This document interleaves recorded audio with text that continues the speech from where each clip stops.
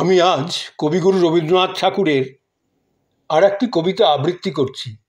কবিতাটির নাম দেবদারু। কবিতার নাম দেবদারু। এই দেবদারু সম্বন্ধেও রবীন্দ্রনাথ সামান্য লেখা লিখেছেন। সেই লেখাটি পড়ে তারপর আমি দেবদারু কবিতাটি আবৃত্তি করছি। আমি তখন ছিলেম শিলং পাহাড়ে, আমি তখন ছিলেম শিলং পাহাড়ে, রূপ ভাবক নন্দলাল ছিলেন কার্শিয়াঙে। আমি তখন ছিলেম শিলং পাহাড়ে, রূপ ভাবক নন্দলাল ছিলেন কার্শিয়াঙে। তাঁর কাছ থেকে ছোট একটি পত্রপঠ পাওয়া গেল, তাতে পাহাড়ের উপর দেওদার গাছের ছবি আঁকা। চেয়ে চেয়ে মনে হলো ওই একটি দেবদারুর মধ্যে যে শ্যামল শক্তির প্রকাশ সমস্ত পর্বতের চেয়ে তা বড়।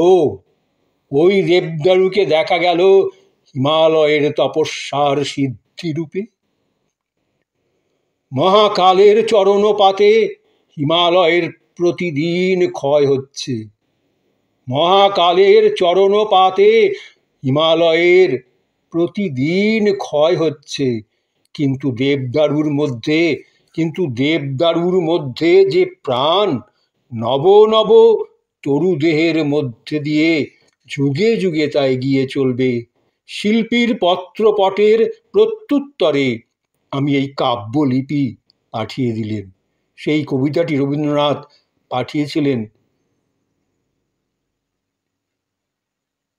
পাঠিয়েছিলেন নন্দলালের কাছে। তপমগ্ন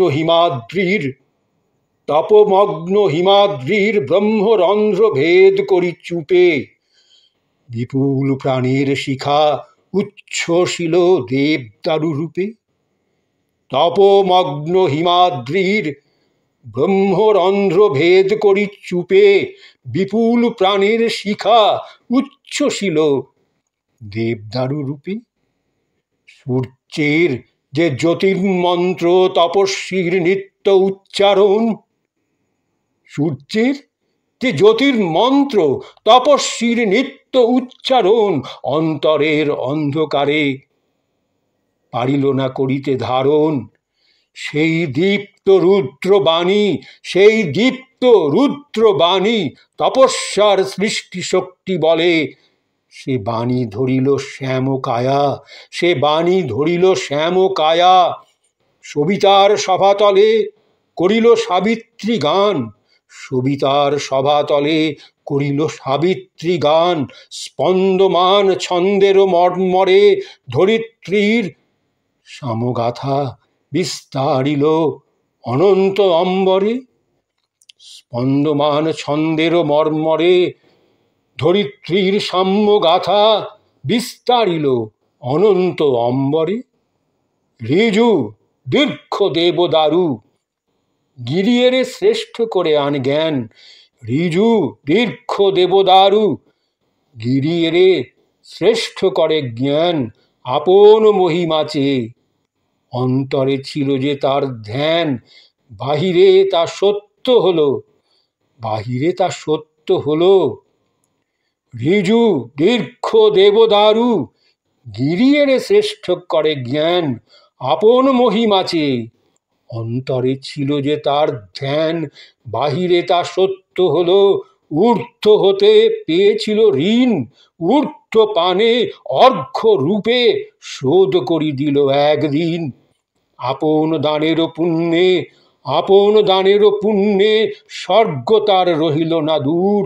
সূর্যের সঙ্গীতে মেশে মৃত্তিকার মুরলীর সুর। অন্তরে যে ছিল তার ধ্যান, বাহিরে তা সত্য হলো। ঊর্ধ্ব হতে পেয়েছিল ঋণ, ঊর্ধ্ব পানে অর্ঘ্য রূপে শোধ করি দিল একদিন। ঊর্ধ্ব হতে পেয়েছিল ঋণ, ঊর্ধ্ব পানে অর্ঘ্য রূপে শোধ করি দিল একদিন।